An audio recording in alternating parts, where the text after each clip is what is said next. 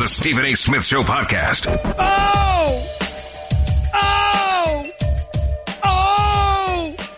We've got a new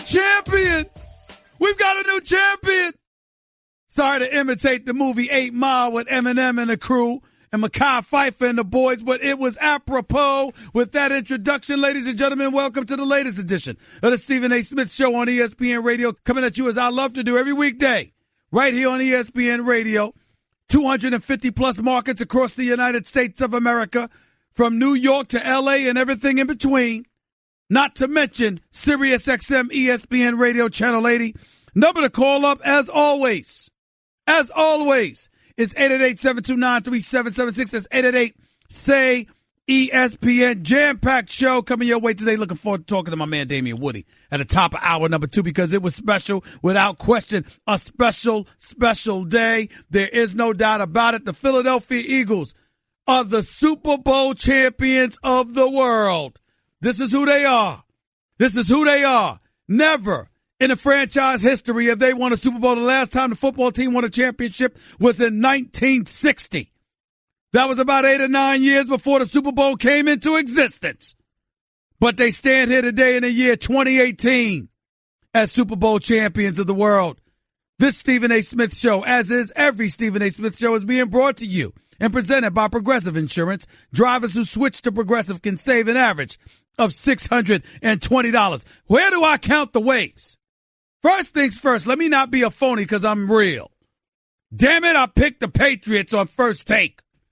But once Alshon Jeffrey sat up there and started talking junk, giving the Patriots bulletin board material, I got nervous Friday and switched up on the Philadelphia Eagles because I lost faith, because I thought it was that proverbial black cat running around this franchise where something would happen that would jinx this team.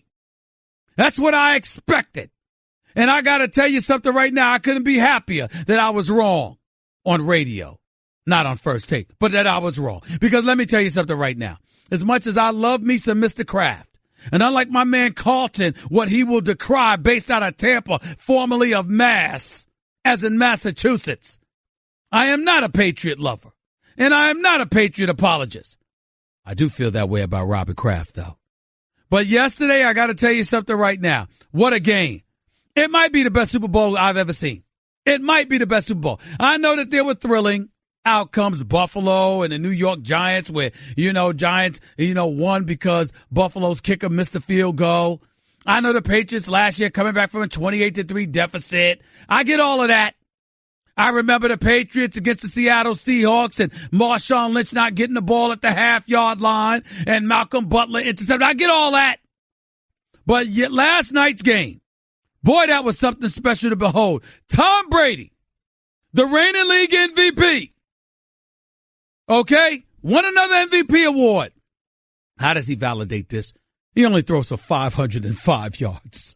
505 yards, 3 touchdowns, 28 of 48, a 115 quarterback rating. But he was outdone by Nick Foles because Nick Foles didn't have to pass for 500 yards. He still showed up.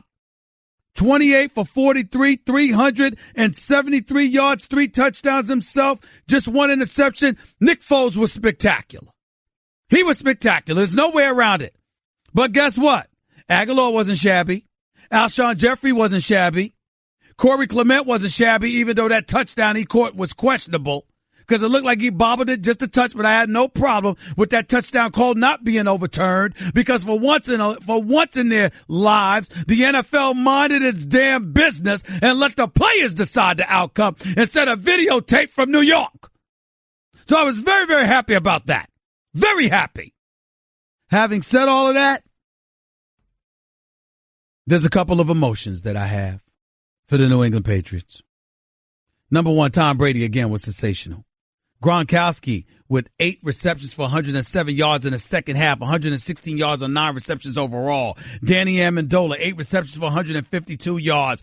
Chris Hogan, 6 receptions for 128 yards. These brothers were balling. Flat out balling. Now, you had no running game worth speaking of, even though James White scampered in for a 26-yard touchdown. But you really had no running game to speak of, and I get that and I understand it. But I got to tell you something.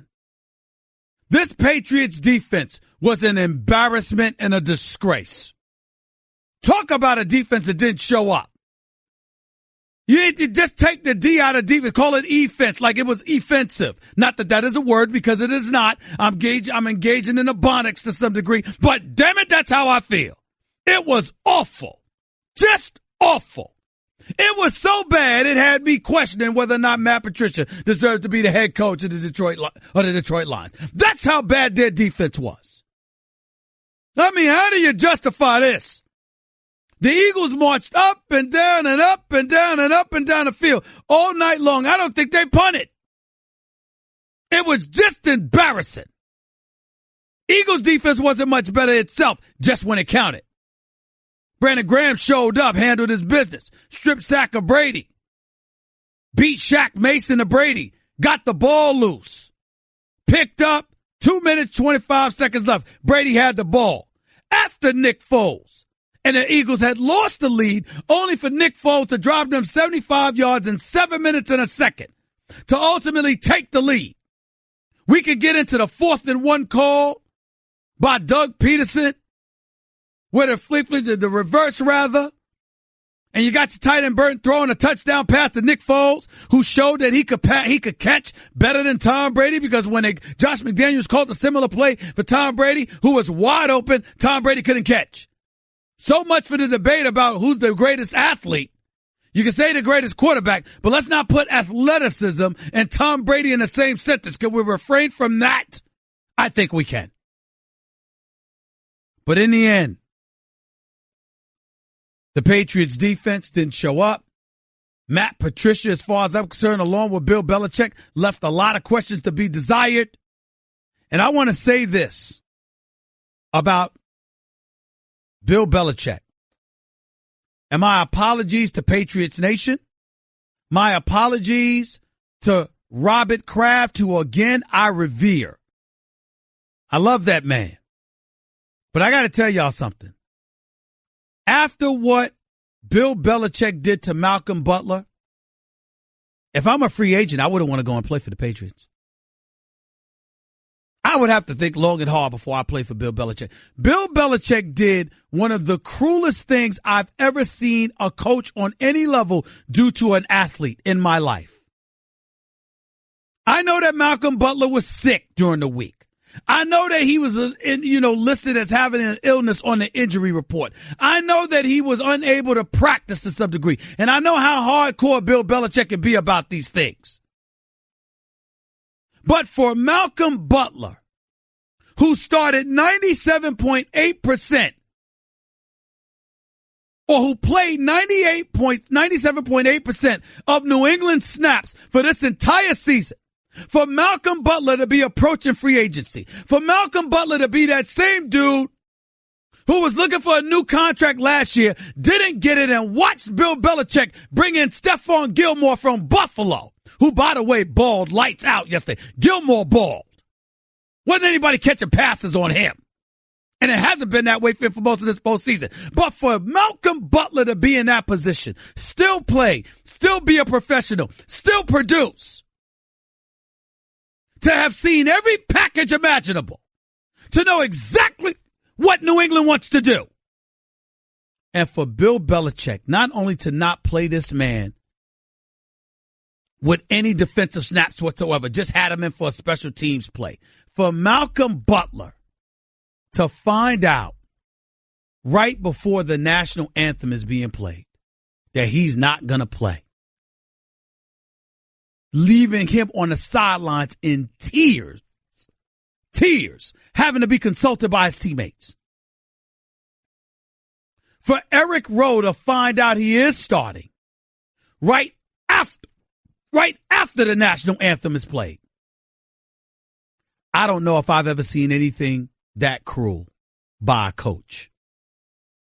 And then to give this bogus explanation, I'm trying to give my team the best chance to win. Excuse me, he's been playing for you all year long. Not just during the regular season, but during the playoffs as well.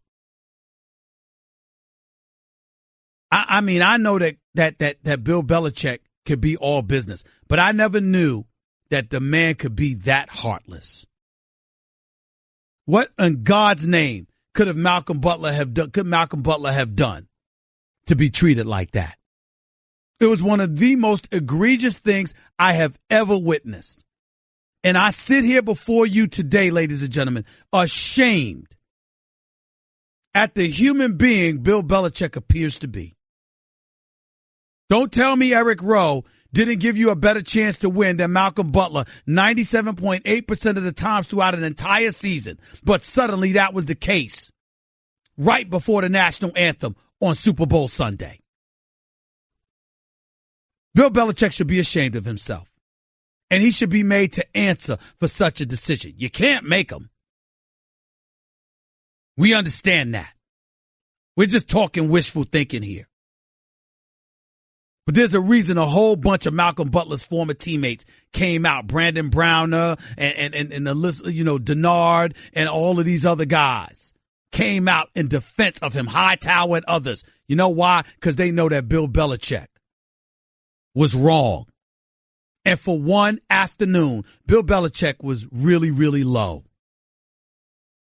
Low on the scale of human beings. It don't get much lower than that from a coach to a player. It really, really doesn't. Craving even more of Stephen A? Him of all people. For around-the-clock access to the man? I'm Stephen A. You can follow him on Twitter and Instagram at Stephen A. Smith and on Facebook at Stephen A. Get the feeling of being rewarded with gold status at Shell with the Fuel Rewards program. Download the Fuel Rewards app, join and start saving 5 cents a gallon today.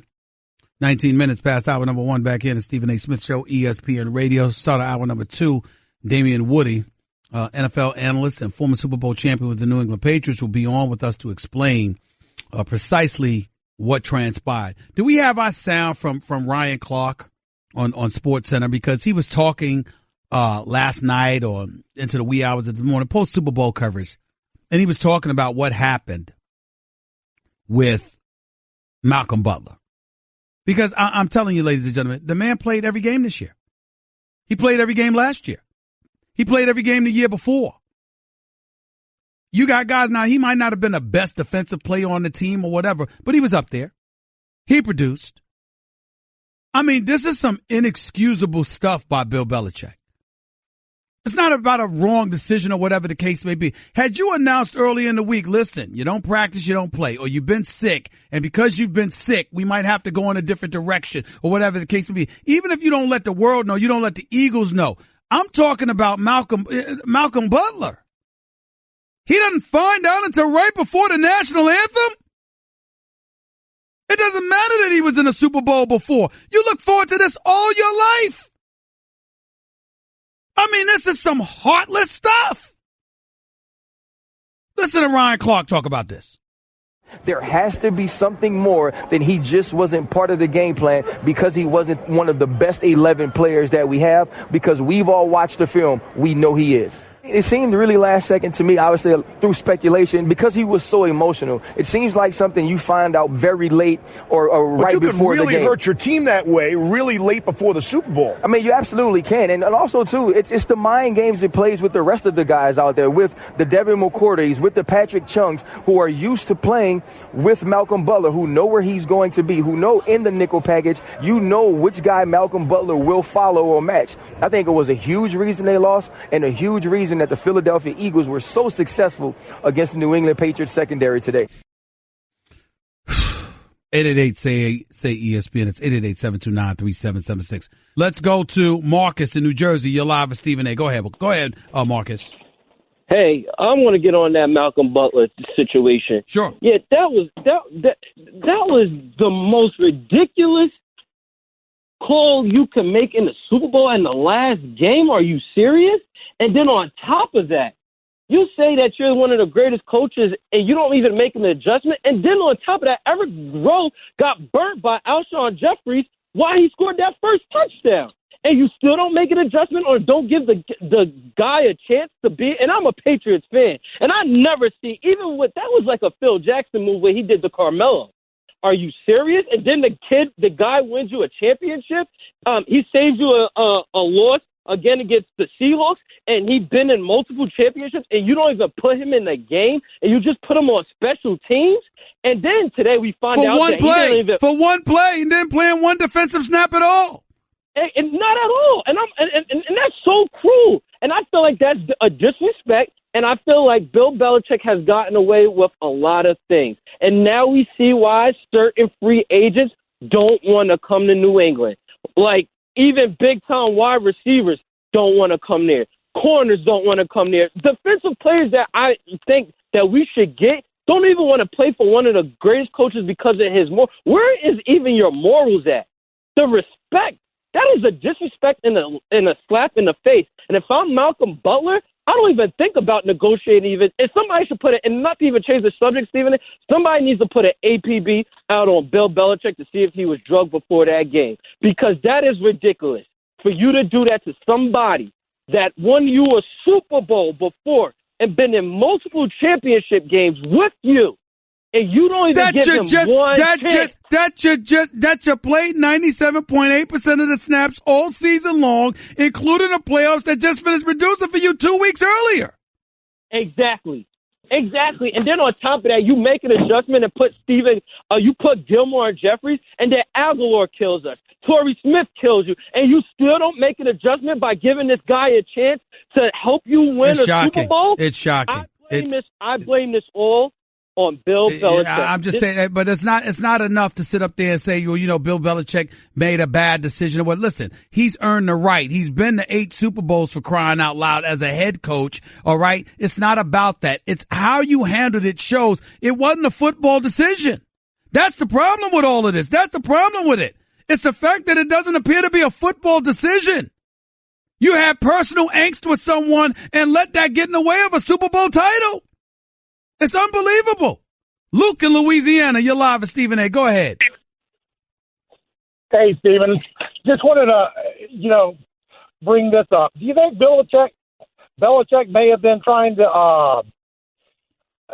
almost like get back at Brady and Kraft by doing this, showing that he had some control over something? Listen, I think if you're going to do something, you do something more directly. It's not like Belichick benched Gronkowski or Hogan or Amendola or somebody. No, sir. I don't think that has any legitimacy. That kind of argument has any legitimacy to what we're talking about here. It has nothing to do with it. I really, really don't believe that.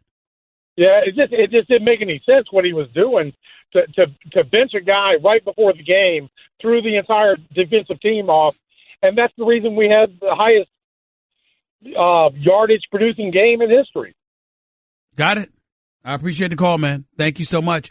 888 say ESPN. That's 888-729-3776. More of your calls. Super Bowl talk coming at you in just a minute. And by the way, what would you do with Nick Foles?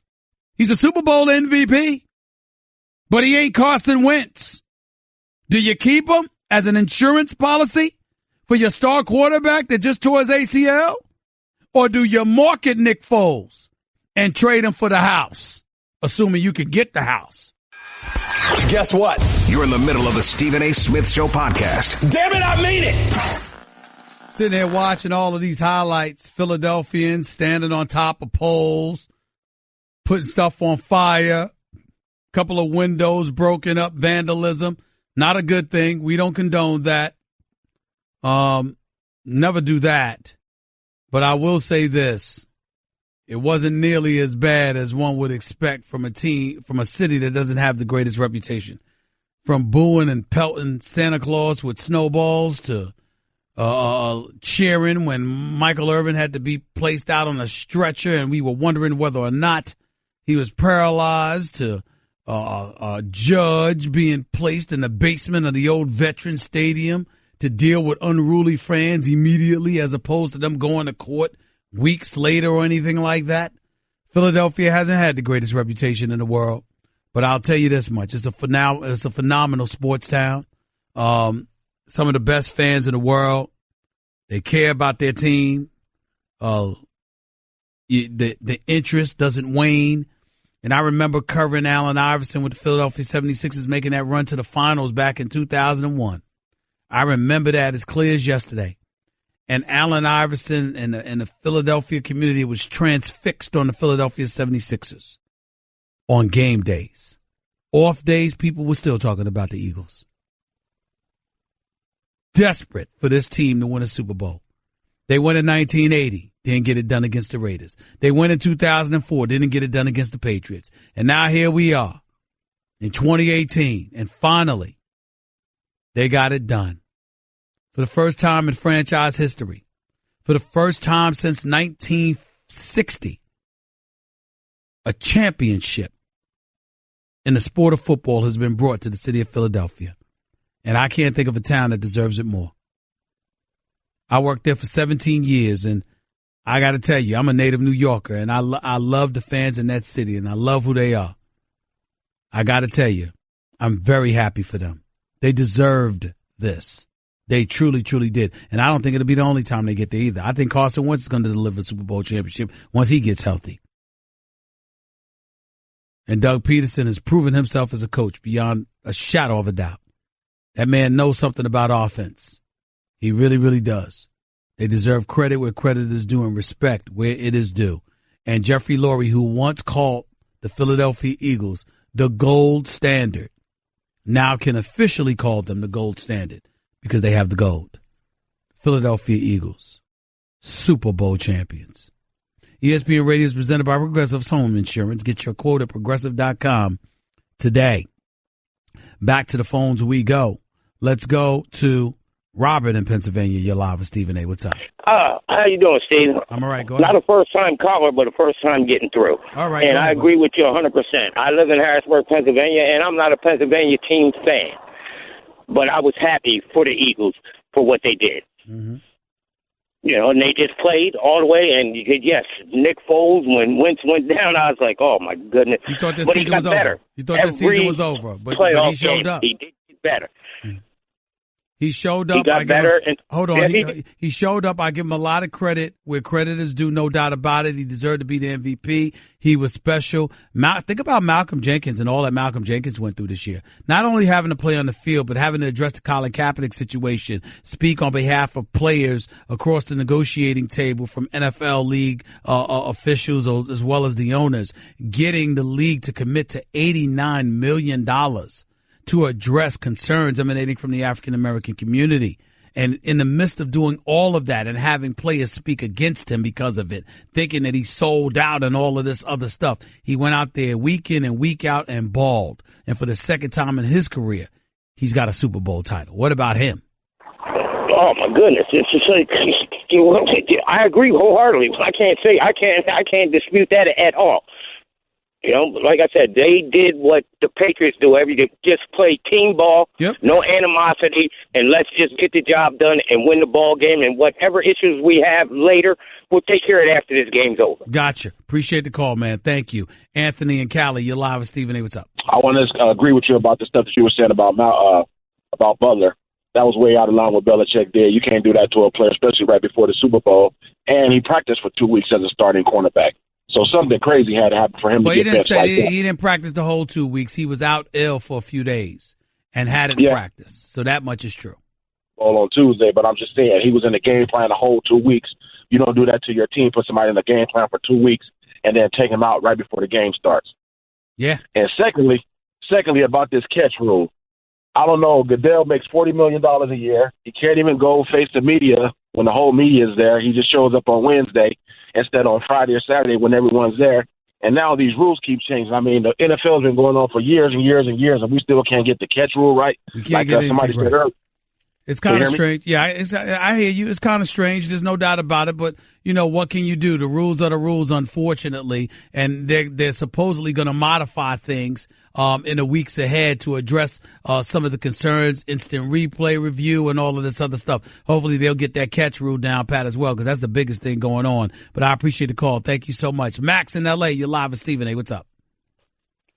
Stephen A., you got to be happy for these people in Philly like you were talking about, especially Philadelphia Phil, that 99-year-old man sitting up in a booth. Got to feel good for him. But what I called in about was somebody whose name has to be remembered from this Super Bowl is Clement. the Eagles' third running back. That guy set the tone in this game, man. I thought if it wasn't Foles, he could have been the Super Bowl MVP just based off that one huge run. Yeah. And, of course, him as a running back catching that touchdown, I mean, that guy balled out, man. He came up big. He did ball out. I mean, listen, man, he didn't rush that much, only ran for 8 yards. But what did he do here? He caught 4 receptions for 100 yards, including that 55-yard run. The catch and run as well. So he definitely showed up last night. There was no doubt about that. He was very, very impressive. Appreciate the call, man. Bugsy in Indiana, you're live with Stephen A. Go ahead. What's going on, my man? Go ahead, buddy. Just I'm calling because I don't see any problem with the Malcolm Butler benching because, I mean, kind of, man, you kind of sound like a parent that's whining because their kid didn't play. Mm-hmm. Why do you call up trying to annoy me? Do you just try to do that just to make yourself feel important? Because everybody knows you're going to remember the name Bugsy. There's Bugsy in Indiana. I've let you on the show a few times, okay? So if you want to call up and make a point, that's fine. But don't call up to tell me how I sound. My point to you is the man found out right before the Super Bowl. When has that happened? I tell you what, rather than worrying about how I sound, tell me one time in NFL history or in any sports for that matter, somebody found out, a perennial starter, okay, that's been at a Pro Bowl or has been an All-Pro or has been an All-Star, anything like that. Tell me when did they find out right before the championship game that they wouldn't be playing? I can't recall that. Of course you can't recall that because it's never happened. And the fact of the matter is that when Bill Belichick said, and let's go to his reason, Bugsy, he said it wasn't disciplinary, and he said that it wasn't due to injury. So basically he said it gave us the best chance to win. So you play a guy 97.8% of the time. He started 15 of the 16 games for you. On top of it all, he started both playoff games. All right. He's played opposite Stephon Gilmore. All right. This is what he's been doing. He won a Super Bowl for you before with that terrific play against Seattle. All you need is one play. Let me ask you this question. Based on that, does it make any sense that he didn't play? Well, knowing that Bill Belichick's track record, he's been to like 30 freaking Super Bowls. That was not my question. I didn't ask you how many questions that Bill Belichick has been to. And if I wanted to be like you, I would tell you that's inaccurate because he's been to 8 Super Bowls, not 30. But that's nitpicking, and we both know I'm not trying to do that. What I am saying to you is this. That doesn't happen. And the thing about it is that it's not like the dude with some reserve. And even if you tried to bench him, what if you benched him because it was disciplinary? What if you benched him because he was ill? What if you benched him because he got on your damn nerves and you said so? Everybody would understand that, whether we approved or disapproved. This guy didn't find out until during the national anthem, man. Well, nobody knows really what's going on, but we know that. It's just a system. We know that. That's what he said. A system. System implies that this is just the way things are done. Tell me when Bill Belichick has ever done that. When has any coach? When has any coach ever done that? When has any coach ever done that? When? When? Man, he could pick me and you up. And hold on, I did not. Bugsy, you're going to get a dial tone. I don't play that on this show. You answer my questions. This ain't Bugsy's show. This is mine. Now, I asked you a question. When has he ever done it? You said it's his system. When has he done that? It's never happened. Crazy things, man. It's never happened. Never. Ever. Guess what? You're in the middle of the Stephen A. Smith Show podcast. Damn it, I mean it. Valentine's bouquets come in all shapes and prices, but the best are at 1-800-Flowers.com. Get 24 multicolored roses for only $29.99 or upgrade to 24 red roses for only $10 more. To order, go to 1-800-Flowers.com/ESPN. Also, as I just said, it comes in all shapes and sizes. Right now, when you order early, you can get 24 multicolored roses for only $29.99 or upgrade to 24 romantic red roses for only $10 more. To order 24 multicolored roses for $29.99 or upgrade to 24 red roses for only $10 more, go to 1-800-Flowers.com, click the radio icon, and enter code SAS. Order today and save at 1-800-Flowers.com, code SAS. Ladies and gentlemen, as y'all know, as y'all are fully aware, Valentine's Day is rapidly approaching. And the Stephen A. Smith Show has a request Or rather, we don't have a request. We have received thousands upon thousands of requests. Ladies and gentlemen, they've asked for the Love Doctor. Remember the Love Doctor that I stole from Martin Lawrence? Now get on out of here, I'm the Love Doctor. And I'll give some advice. Well, evidently, folks have asked for his return. The Love Doctor will be in full effect for at least one segment each show, starting tomorrow through Valentine's Day. So for the fellas that need some advice, for the ladies that need some advice about their man, particularly during these sports seasons, your boy is here. Love Doctor. Now get on out of him, Love Doctor. 888-SAY-ESPN. That's 888-729-3776. Before I get back to the phones, let me bring up something that before I forget. The Cleveland Cavaliers lost another game the other day. They're like 7-13 over their last 20 games. Tyronn Lue is not going to get fired, according to executives, to Adrian Wojnarowski, our resident NBA insider extraordinaire. But let me also say this to you. The Cleveland Cavaliers got destroyed Saturday night. Absolutely, positively destroyed and embarrassed by the Houston Rockets. CP3 put on an absolute show, 22 points, 11 assists. The Houston Rockets, look at this number, y'all. The Houston Rockets were a plus 47 with Chris Paul on the floor. Plus 47. They were a plus 11 with James Harden on the floor. With Chris Paul on the floor, they were a plus 47. They connected on 19 of 51 three-pointers. Cleveland looked completely lost, disinterested. LeBron James had shot 3 of 10 from the field, finished with 11 points. He looked horrible. Ladies and gentlemen, he looked horrible because he looked completely and utterly disinterested. Let me say this right now. LeBron looks like he's damn near quit on this team. Now, I'm not saying he has.